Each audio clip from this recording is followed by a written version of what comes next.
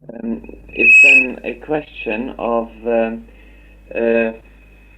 period from 44 to 45, and we have here now Rabbi Dr. Klein from the United States. Right, so if you could just tell me, please, your first impression of Europe as you came across from England and what your work was then. When I came across from England with an LST boat, we landed in Utah beachhead, and of course our first stage was living in tents.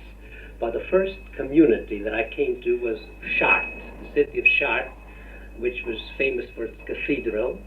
And my first act was that I came to the mayor of the city, and I asked him if there were any Jews in the city of Chartres.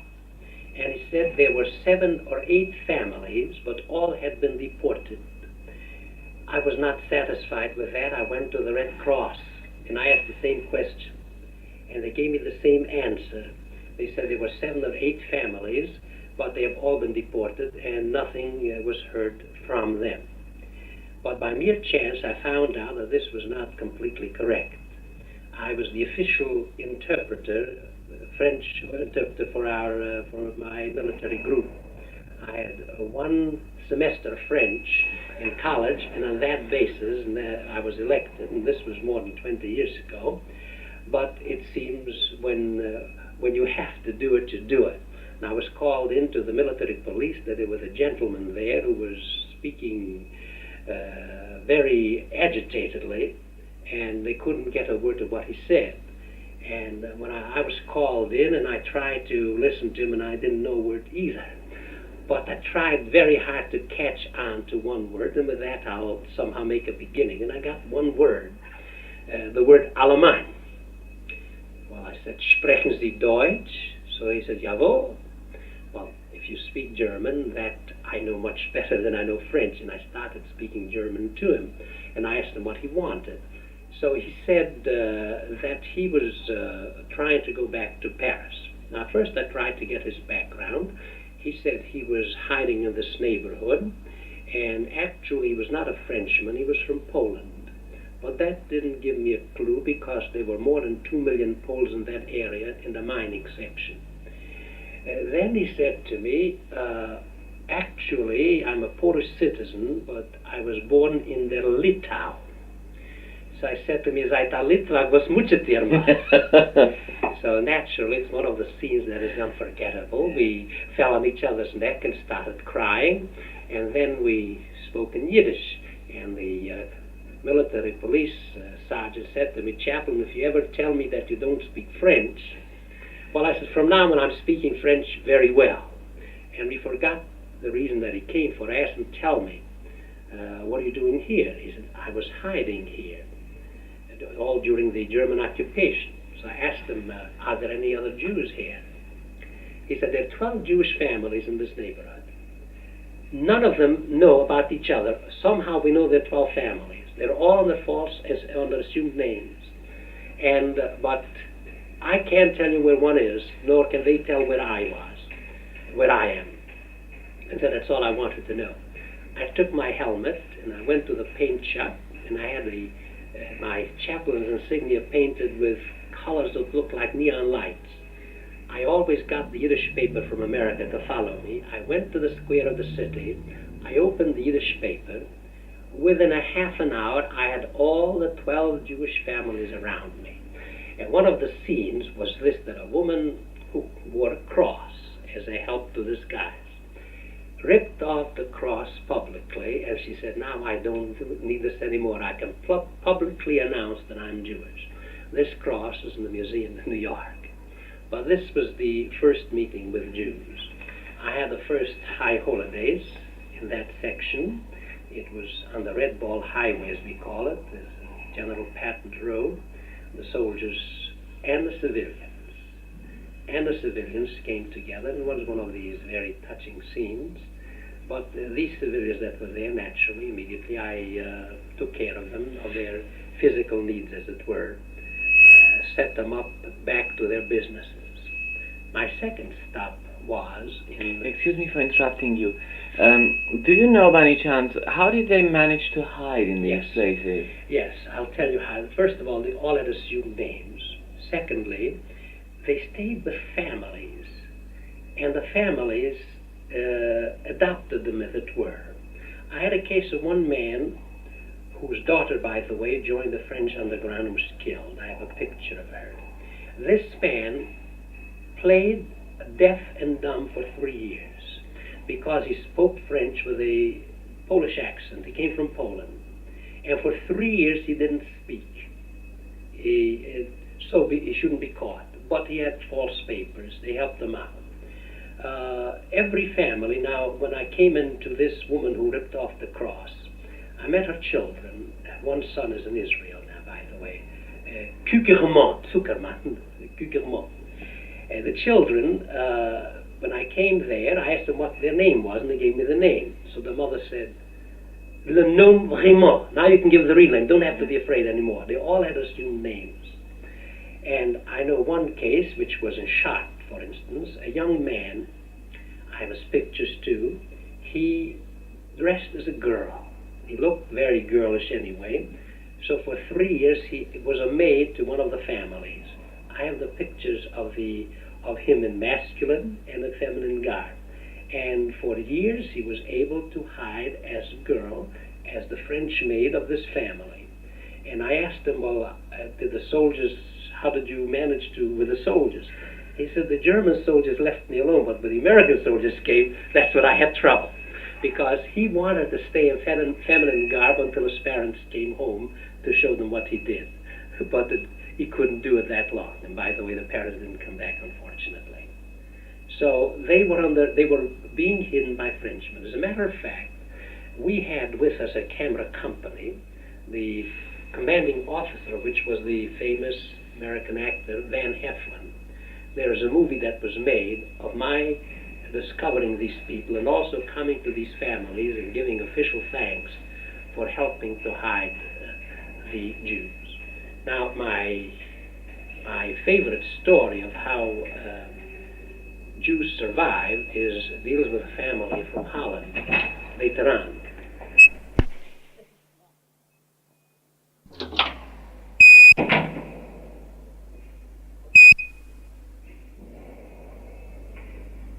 All right. This is a bit jumping the gun. This was much later. This happened actually at the practical end of the war. I was stationed in Reims, and there was a young lady there who during the war was in a monastery. And she has heard that her parents survived. Her parents survived in hiding in a Dutch village. And she insisted on going home. She was a young girl. And she came to me and told me that she's going to go to Holland. This was in Namur, Belgium. She said to me, I want to go home. I said, the war is still on. It's dangerous. And I looked at the map. He said, you know, there's still German soldiers in your area, although officially they have declared that they're laying down their arms. And what's more, during the war, even Allied soldiers are dangerous. But she insisted, and so I went to the office of the Provost Marshal.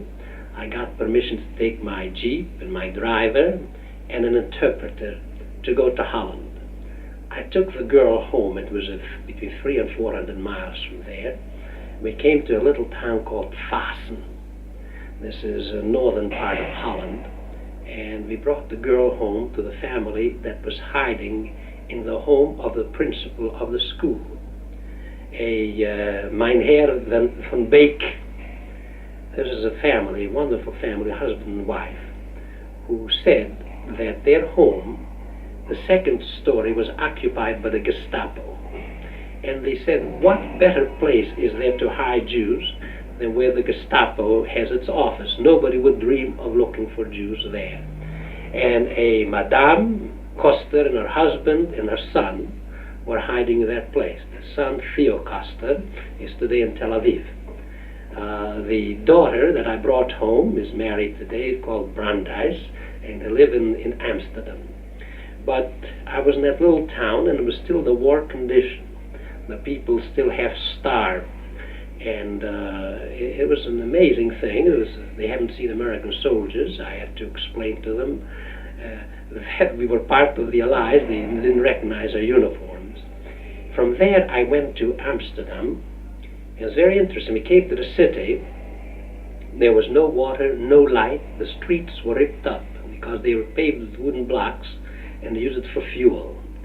And when I came in, my Jeep had the Magen David with the word chaplain on it, and I was mobbed. I said I was the first American soldier. At the beginning, I was worried because on the road we had convoys of the German army, whole regiments marching from Amsterdam to The Hague to lay down their arms. And my driver, who was my assistant, I said to him, now, if these Germans shoot us, who can stop them? So I said, at least let's give our life dearly. I said, I'm not supposed to shoot according to rule, but you have your carbine. You get ready in case of anything. Let them pay for it. Well, he said, Rabbi, chaplain, I don't have my carbine with me. I think I can rely much more on your praying than on my shooting. Well, they didn't do anything to us, although they looked very carefully. They saw the Magen David, and there was no mistake. When it came to the city, I said the people were on the last stage of starvation. It was terrible.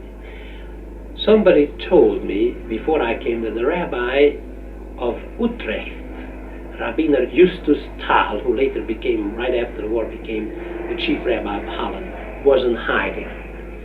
I can't recall how I did it, but in chaplaincy we learned to do a lot of detective work to help the men that we were concerned with. And I found this Rabbiner Thal in the home a professor von Gelden. He was professor of Bible in the University of Amsterdam. And he was in hiding there. When I came in, it was a sight that you can't describe, that you'll never forget. He was emaciated completely, except for the feet being swollen. And for first thing, of course, I brought him food. I took him outside, and he made a shechianu. He said, I haven't seen sunshine for 3 years. Not gone out from this place for 3 years. And this is the thrilling thing was, I asked him, what could I bring you? He said, my library has disappeared. I need some books. This man who was at the brink of death, starving, the first thing he thought of was books. Of course, I got him the books. Later on, he found his library. It was hidden in the steeple of the cathedral. The bishop hid the library of the rabbi in the steeple of the cathedral. So this is my first coming. Of course, later I came back again. To go back with a story from Chartres, I came to Reims. Reims, we were right in the back of the German soldiers. As a matter of fact, we had to drag out German soldiers from our offices. My German was used for the machinery that they left, and of course we had to be careful with booby traps. There I came. There was 2 families when I came. Before the week was over, 75 came back. I reorganized the community, established everything, a loan fund, a Zionist organization. The synagogue was cleaned out, and I was elected as rabbi. I came to Paris to bring the rabbis, and the rabbis were all 15 rabbis that survived. So officially I was the civilian rabbi too. I organized a school for them. A man came to me, one gentleman I remember well, an Israeli, Monsieur Brown. He had a clothing store in Rue d'Ivel. I still remember the street. And he said to me, Monsieur le Chaplain, the store is mine, but the Germans took it over and gave it to a collaborateur.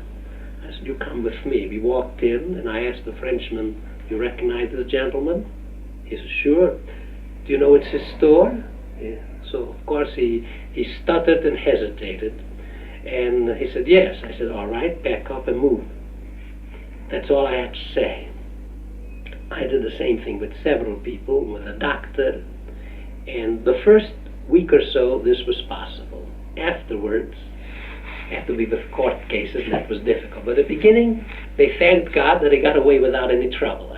The military uniform did wonders. I walked in and just say, you go out, and that's what they did.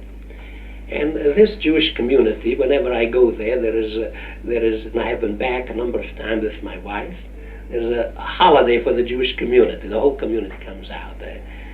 reestablish them, and then they later on they have a rabbi today, Rabban Waknin from North Africa.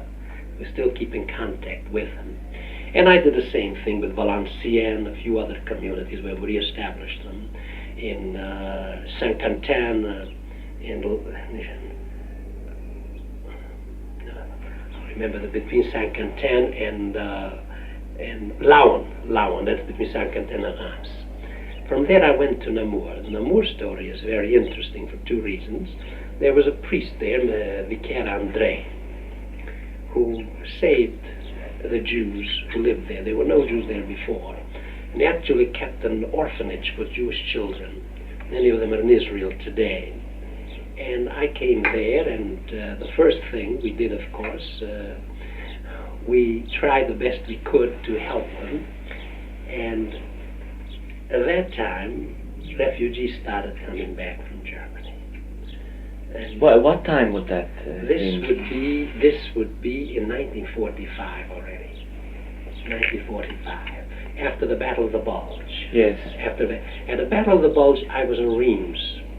And actually the air attack was from Reims. And I remember it was the end of December and the weather was very bad. And that's why the air attack started 2 weeks after they were in already. And I recall a very touching incident, a number of incidents, but this is that the Jews of the community came to me and said, "Chaplain, do we have to run again?" And I said to them, "While I am here, you don't have to run." So they said, "When you have to run, you have military vehicles. What will we do?" Well, I went to the commanding officer, and he said, "We have enough vehicles that we have, and the Jews want to come along, we'll take them along." And every day, with my military outfit, with especially the what do you call it? The helmet that had that. Remember the casque? They said with that painting of the insignia. Every day, I walked through all the streets where Jews lived. They waited at the windows to see if I'm still here. And they felt reassured, and of course they didn't have to go. In connection with this, I arranged for a Hanukkah party for the soldiers and the civilians. Mm-hmm. And of course the paratroopers were all stationed around there. They were getting ready for the jump over the Rhine. Instead of that, they had to go for the Battle of the Bulge to Bastogne, the famous story with the holding out at Bastogne. These were done by the boys from my neighborhood. We arranged for a Hanukkah party for them for Sunday night in a hall in the city. For some reason or other, I went to the proprietor and talked to him. It was good I talked to him, as somehow he tried to refuse the use of the hall after I paid him for it. Well, I just laid down the room. Then I said, "If it's more convenient for you to have it Saturday night and Sunday night, I'll change it to Saturday night." It was just an impulse of the moment. And I changed it to Saturday night. And I had all the boys there from the paratrooper division. I have pictures of the party. And it was a very fine affair. The next morning at 5 o'clock, all those soldiers who were there were on trucks to go to Bastogne. Mm. If I had it for Sunday night, nobody would have come. It was an amazing thing. After the Battle of the Bulge, we came to Namur, and I told about Namur, but there we had to do with VPs started coming from the extermination camps. It was very interesting. One group of girls came. Nobody could speak to them. They found I spoke Hungarian. I speak Hungarian too. In 1956, I was sent by the State Department to bring the first boatload of Hungarian refugees on that basis. So here, the first time, I left Hungary in 1920, and that time was Czechoslovakia. What I remembered from school. I come from a place that people don't speak it, but the schools were Hungarian.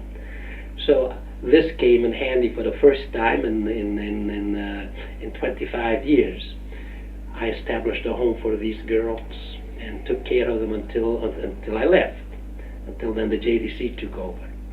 I came to Brussels, and there I came in contact with a Madame Perromont. her husband is a professor of philosophy at the University of Brussels, and she was in charge of all the children's work. Through that, I came to the orphanages, and I came at the orphanages and I found out that they had nothing, no clothing, no proper food, no medicaments. So I wrote a letter to Mrs. Klein, and then we had what you call a one-man relief organization. The rule was that no more than 5 pounds, not 5 kilos, 5 pounds, which is less than half of 5 kilos, could be sent through military mail. And so Mrs. Klein sent me between 50 and 100 packages every day. And these packages came, and the post office said to me, Chaplain, we have to maintain a post office for you, because 80% of the work in the post office, and this was headquarters for the 8th Bomber Division, the large headquarters, 80% is yours. And what happened was that Mrs. Klein sent me clothing for these children and medical necessities from the boy, and then money too, from my congregation in Springfield, Massachusetts. From the boys, I came to the boys once, and I asked them for money. I had boys who the first of every month, when they got their paychecks, brought half of it to me. And I used that money for very good purpose, naturally. I came to the mess halls where the boys were eating.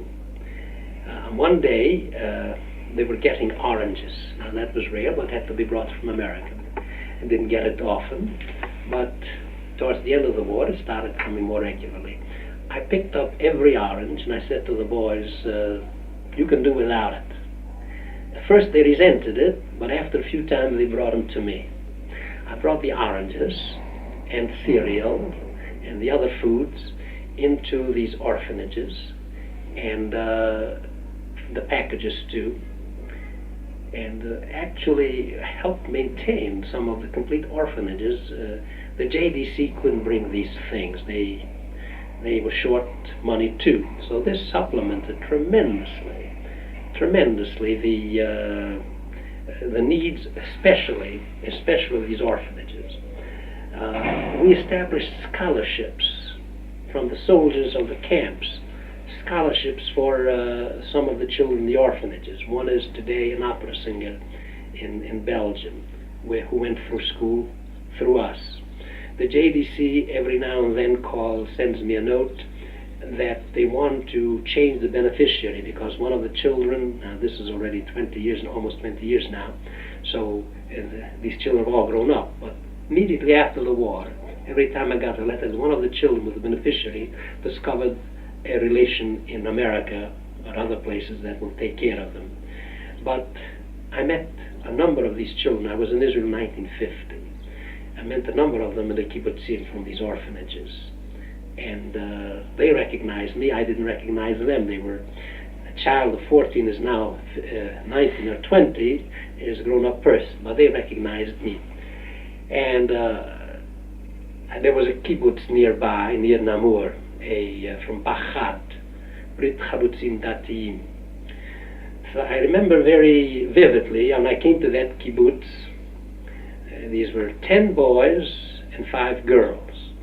So sometimes one of the boys used to go to Brussels, home to his parents for Shabbat, so there was no minyan. I used to send the soldiers to stay there for Shabbat. They should have a minyan at the kibbutz for Shabbat. But the interesting thing was this. First of all, I looked at them how they were clothed. Rags and wooden shoes. And I said, wooden shoes are very comfortable if your grandfather wore them. But when you start, the feet were blistered, they weren't used to it. And this was true both of the boys and the girls. They were very shabbily dressed. Well, with the boys I had no problem. I went to one of my bases. The 8th Bomber Command had 15 bases. I had to travel to all these bases. So I used to pick a base, and I came in as, boys, I need 10 uniforms. Didn't take very long. I got 10 officers' uniforms. That means everything from shoes except for the hats. that would make it a complete uniform. But I brought the 10 boys were immediately dressed, and I had a problem with the girls.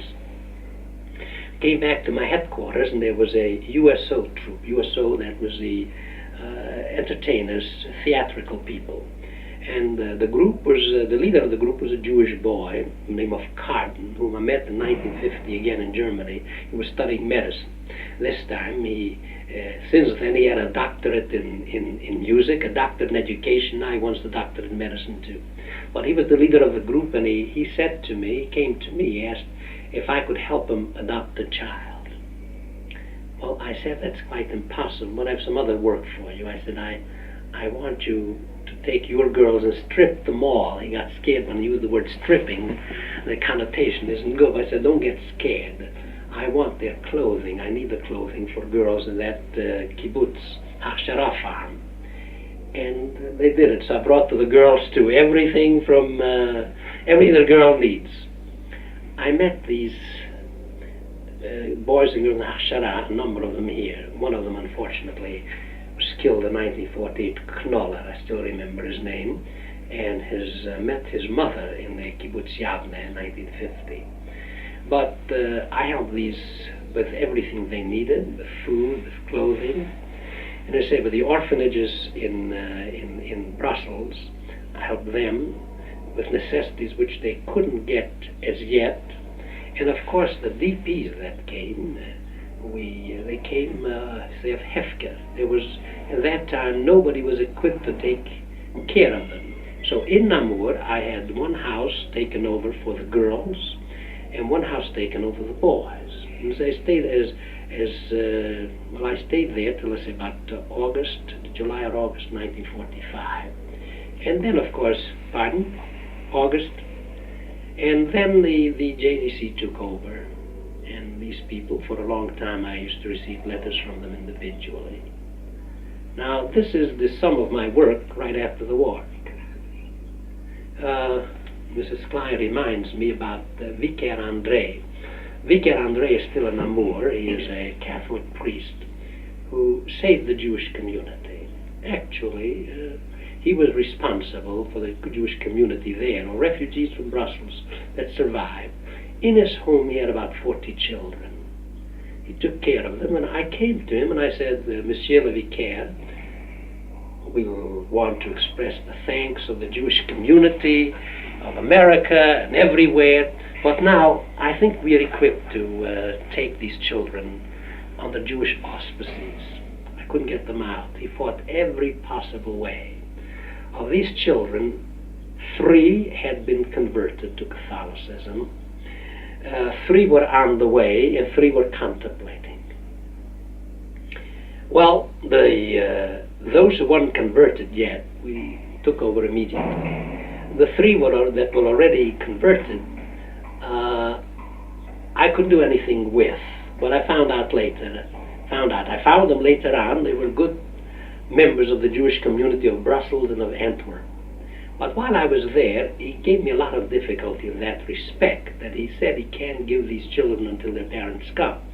Well, I said, we are the parents. Their parents won't come back. Some did come back, by the way. I remember I established a school, and he insisted that these children go to the Hebrew school together with the others.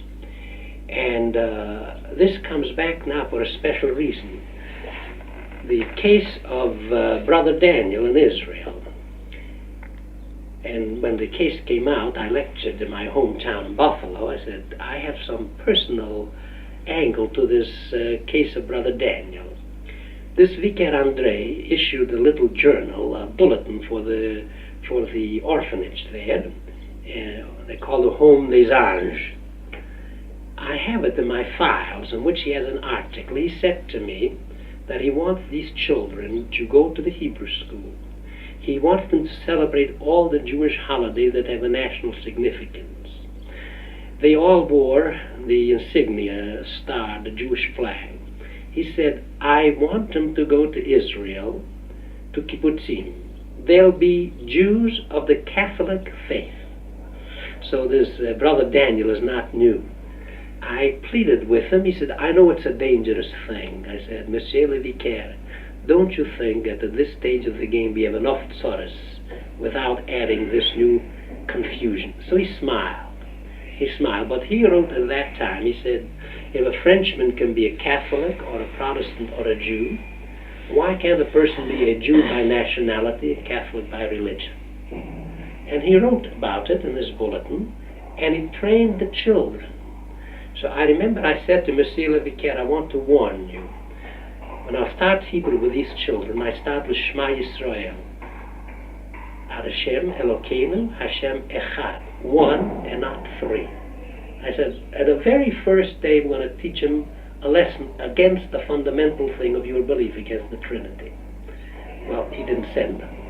Another thing, the synagogue that he had was a room, and in the room there are two pictures, one of Dr. Herzl, one of Vicaire André. And he somehow had a stranglehold on that synagogue too. He used to come to their meetings. So I found out why. They were organized as a Hilfsverein. Hilfsverein, they couldn't mix in. So I came in, and it was a struggle, because on the one hand he did save them. On the other hand, he made any religious organization difficult. So I got the people together and I said, gentlemen, it's time, if you want to organize a school, to organize yourself into a Kultusgemeinde. And we did. They didn't understand what I meant, but the priest understood very well. And he put every obstacle in my way. But I succeeded. And we left friends. When I left, I visited him again. But here is a case where, say, it sheds light on the case of Brother Daniel, that it's not an individual case, that there is some idea of the church as a means of a new angle in the process of conversion for which they still have hope. So this was in Belgium, in Namur.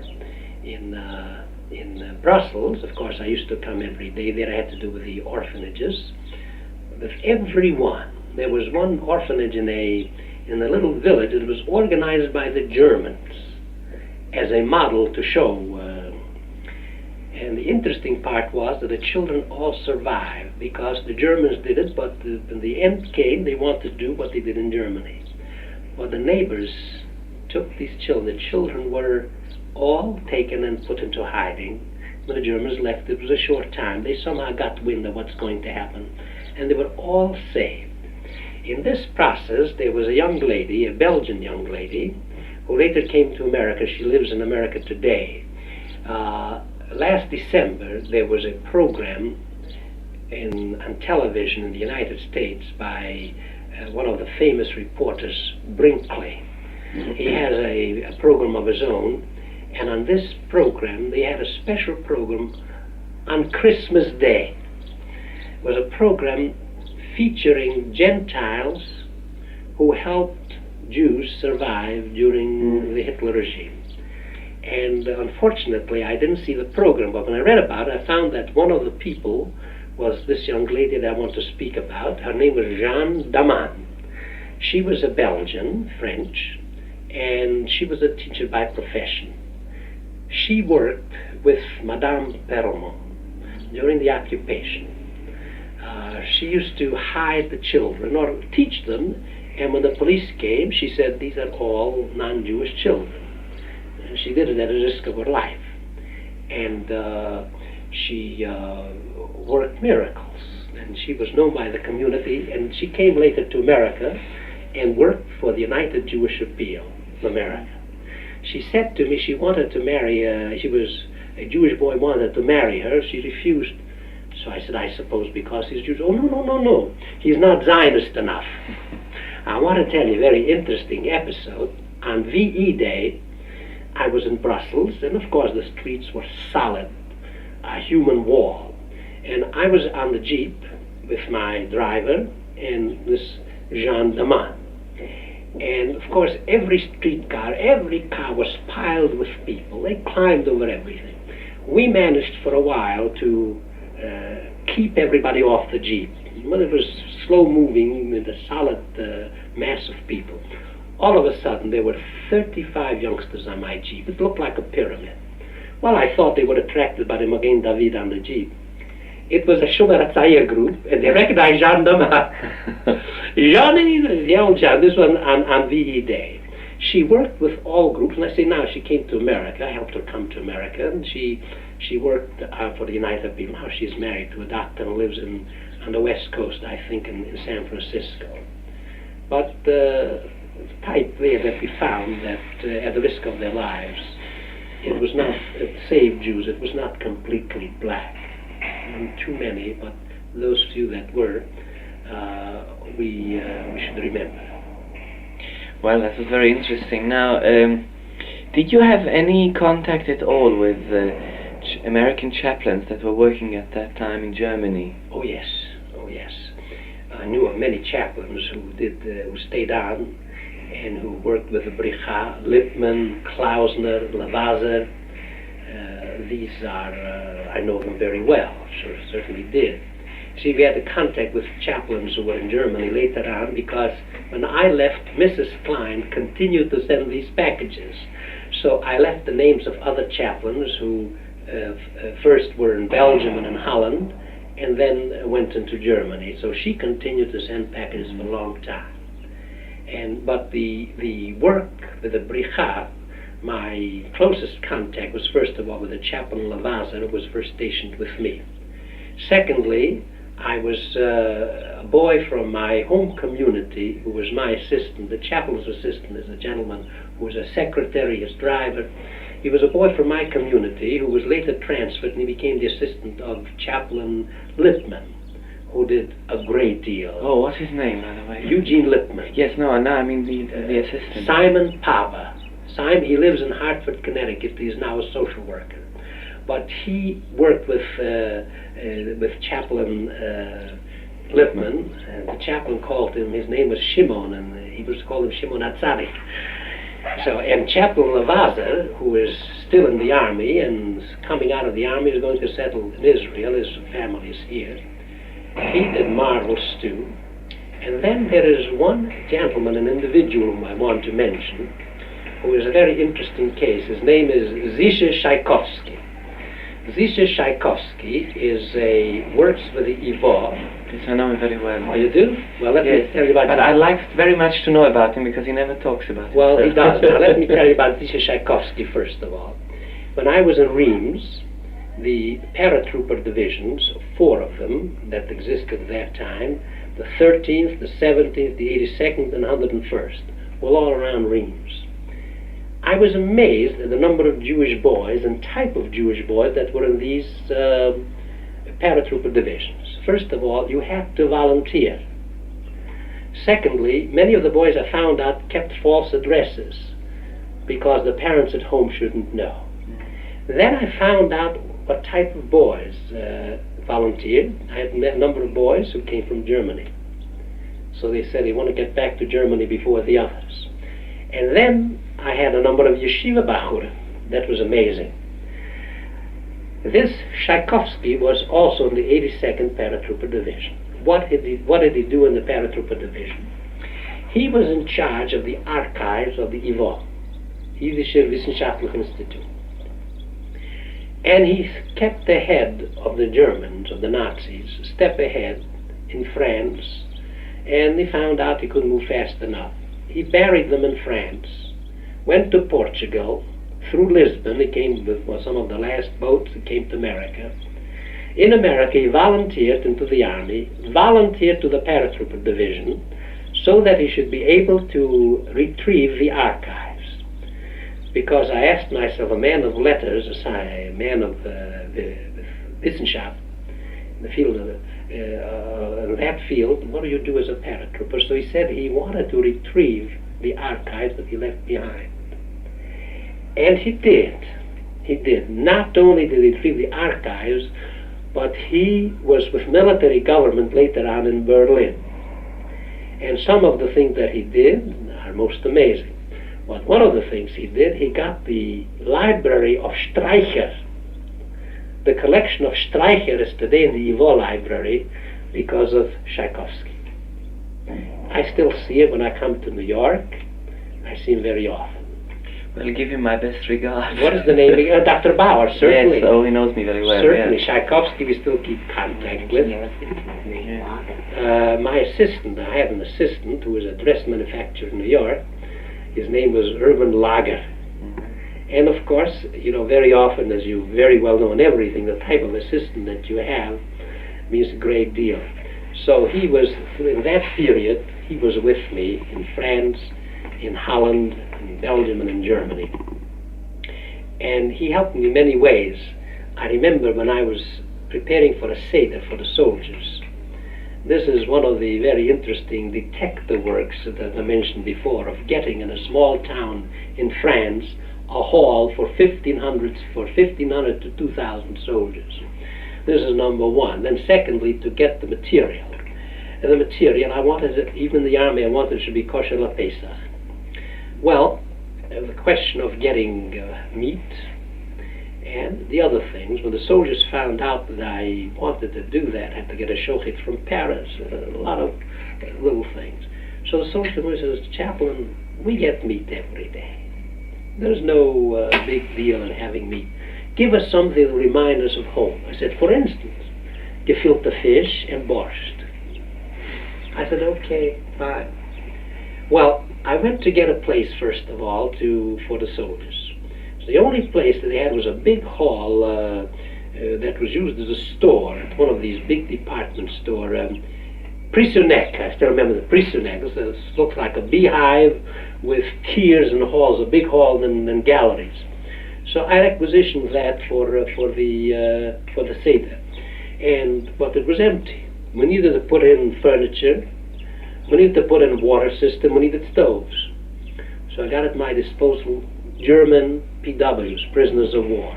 We started working with them, and when I was finished, before Pesach, fine, I come in again, and the place is occupied, the 106th division. That was the first impact of the Battle of the Bulge was then moved in for rest there. So they took over, and I was without quarters again. So I came to what we call the town major. That was the military governor of the city. So what am I going to do? Well, I looked again and found a restaurant that had 3 floors, and each floor, 4 floors, each floor could seat 400 people. So I came to the cook, to the owner who was the chef too. He said, I want the place. Oh, he said, I'll give it to you at night, 8 o'clock. He said, I want it for 3 days. For 3 days? Can't give it to you for 3 days. I have these customers. I said, now wait a moment. I said, these are soldiers. Now I had the 106th Regiment, 300 more Jewish soldiers to take care of. I said, you know, they just come back from the front. They have a fête religieuse. And you're going to stop them? He said, what am I going to do with my customers? I said, leave it to me. I stood at the door at noon, and every time a man came in, I asked, will you object to eat some other place for the next few days, so that American soldiers who come from the front should be able to celebrate? Me no. Good. So then I said to him, look here, if you'll do it willingly, it's okay. If not, I'll just throw you out, you know. Before the front, the uniform did a lot of good. Then I said to him, not only do I want the place, I want to bring in my personnel, and I'll pay you. So he felt insulted. Why do you want your personnel? I said, I want to cook Jewish foods. He said, there is nothing that a French chef can't cook. I said, you know how to make gefilte fish? So what's gefilte? I said, gefilte fish is the way Jews make fish. He said, oui, fish à la yit. So I said, you tell me what's fish à la yit. So I found Alsatian Jews have what they call a breaded fish, they call it. I said, Monsieur, fish à la yit, ce n'est pas gefilte fish. Gefilte fish, ce n'est pas fish à la yit. I said, you better let me bring my own cooks. Well, I brought my own cooks, 2 Jewish women. I brought stoves in from the hospital, field stoves, and we wired the place with loudspeakers so that on one place we'll make the Seder, leave it on the 4 floors. Now the question is when we get fish in the heart of France. So they told me that further north there are fisheries, inland fisheries. So we took a jeep, and one of the women from Saint Quentin, whom I saw again, is a young girl, today she's a mother of nice children, and we went up north to get fish. Now, dealing with French farmers is something like dealing with Arabs. Bargaining, come again. Well, it's all right if you have time, but here is 2 weeks before Pesach, and I needed 1,000 kilo fish. Well, he says, come again, and we started. So my assistant says, Chaplain, you do the religious work. When it comes to business, let me handle it. Just tell me how do you say fish in French. I said, poisson. So he takes out a package of cigarettes and a piece of soap. With these things you could buy all of Europe at that time. He said, Monsieur, poisson? I said, oui. And we had on the spot 1,000 kilo of fish. And of course, we made the Seder. Every Seder was a story in itself. The boys have 1,500 to 2,000 soldiers. But the amazing thing there was this. No soldier knew where, let's say, another soldier whom he knew from home might be. I had a case, a nephew of mine was in Europe, and he wrote to me, and each time he writes, why I don't answer his letter. And each time I got his letter, I knew where he was because I had access to the map and in the post office. He had APOs, we call it, post office numbers, the Army post office. So every time I got his letter, I ran. It was within an hour ride with my Jeep. It took longer for a letter to come from an hour away than from America. Every time I came, he was gone. And unfortunately, then later the letter started coming back. He was killed in action. So, but the ordinary soldier might have a brother a half an hour away. I didn't know it. And one of the thrilling things was that every few minutes I heard a yell. See, I announced to the chaplains in the area that a Seder will be in Saint-Quentin. So from 100 kilometers surroundings, they all came. And every few minutes there was a yell. Either a brother or they come from a hometown with 2-3 Jewish families, meets a Jewish boy from that community. It was the most amazing and thrilling thing. But you say, to make a Seder with I say, borscht and gefilte fish, and the boys were most thankful, of course. And the other thing was, the army gave us rations. And we got more than necessary. I supplied the Jewish community with rations which they couldn't get for the next 6 months. For it was a sort, we say, it was a pay for their help. The Jewish community did the work for preparing. The hard work was done by prisoners of war. But I still remember this Seder. When I come back, they still remember it. Interesting was that the second Seder was further north in Valenciennes, the Jewish community there, and there I had to rely on a Christian chaplain. I made a shidduch between the chaplain and the leader of the Jewish community, a gentleman by the name, a very strange Jewish name. He didn't sound Eastern European, but he said he came from Lithuania. Bachartzina. Never heard the name before. Once after I heard it. He was the leader of the community, fine gentleman. So I got them together. I said, Mr. Bachartzina, you tell this guy, Chaplain Hunt, a Presbyterian, what you need, and he'll get it for you. When I came there for the Seder, there was war between the two. It's interesting how local customs misunderstood can lead to feuds. What was the feud? The chaplain came to me and he said to me, Rabbi, I don't think you'll accuse me of anti-Semitism. You see what I'm doing for the Jewish boys in my outfit. But you Jews here have giving me a lot of trouble. For instance, he says, I got potato rations. So I have double rations, not single rations, for 400 men. This is the number that we can accommodate here. We'll have. Mr. Bachartzina came to me and said, are you trying to starve us? That's what you give us? This the amount of potatoes for us? That's not enough. He said, I gave him double. What do you think he's going to do? He's going to steal half of it. I come to Mr. Bachartzina. I said, Monsieur le Chaplain, you put in charge this guy over us. He's trying to starve us. He's not giving us enough. So both complained. I found out one thing. For instance, we in America, potato is a side dish. You put the meat and vegetables, you put half a potato. In France, potato is a separate dish. You put a whole plate heaped with potatoes. That's a dish. So the Jew thought that the chaplain is trying to cheat them, and the chaplain. So I explained to them, "V'sholom al Yisrael." But again, the Seder was something thrilling. The children, the civilians, brought the civilians to the fore. They sang Hebrew songs.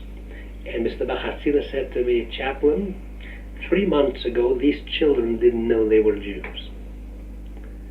So wherever I came, of course, I brought the civilians to the fore in combination with the army. I introduced American soldier to a Jewish family, so I knew that that family was adopted. They will have nothing to worry with me. In, of course, the first high holiday services in Shart, I mentioned this particularly. We are human beings and we are very emotional. A service on what we call the Red Ball Highway for soldiers who tomorrow will be on the front, and you come into a synagogue. I don't have to tell you, you people here don't have to be told at present, but you come into the synagogue where the guns are stacked in the aisle, and you deal with civilians who for the first time were dared to admit they were Jews, and I have to speak to these people. Now you say, what can you say? I mean, everything falls flat and becomes pale. So I was worried. I said, perhaps don't speak at all. It would be better to be quiet. But I read a mashal, a very fine story that I thought was apropos. And I want to tell that. They tell a story about a great painting that was supposed to give the story of Faust. So the story is given as Faust playing chess with the devil. And it's the last move, and the last move means that the devil is winning. The devil says, Satan says to Faust, checkmate. It shows the two faces. That's the study. Faust, the man who was resigned to the worst, and the devil that shows with a leering eye of fingers clutching, ready to get his prey, the reward in the game. So this is supposed to exemplify the struggle between Faust, the story of Faust. So people came, and of course when they looked at the picture, they looked at the faces. The faces were studies in expression. One day a man came who was not only just a visitor, he was a chess player too. So he looked not only at the faces, but at chess game too. And then he gave a shout. He said, wait a minute. Faust didn't lose yet. He has one more move, and he makes that move, he wins. So I said, ladies and gentlemen, we won a game like just like this, but we have the last move. When I said that, I mean, it hit home. There was silence for a while. I too was moved. I just couldn't go on. This was the first people that I met. Yes. Now, when you came back then, in 1949, when you were stationed with the military government. Yes. Well, in my work, as I said before, the church in Germany, the rumors were that they were sheltering many ex-Nazis. And when they wanted to bring them to court, the church said, he's a good Christian, a member of the church, how could he have been a Nazi? And when they wanted to interfere, they said, you in America believe in separation of church and state. You can't interfere with our religious organizations. So the government felt that there should be a liaison between the churches in America and the churches in Germany. So they send a Catholic bishop, a Protestant representative, and the rabbi. And I was the rabbi. Because in America, whenever it comes to these things, they send a religious thing, they send 3 representatives. Now, here, naturally, in that field, I had nothing to do. But as soon as the Jews found out that there was somebody with position present, they found work for him. So I found out, for instance, that many of the people were waiting for passage.